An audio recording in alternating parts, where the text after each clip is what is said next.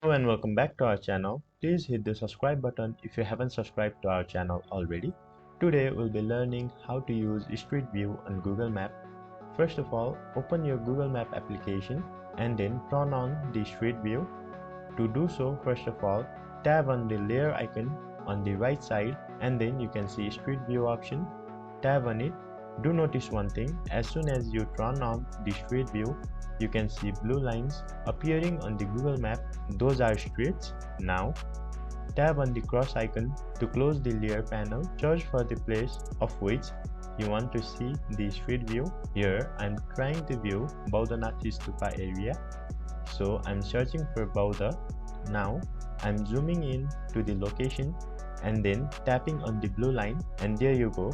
You can see the first person view of the Baudhanath Stupa. That is how you use the street view.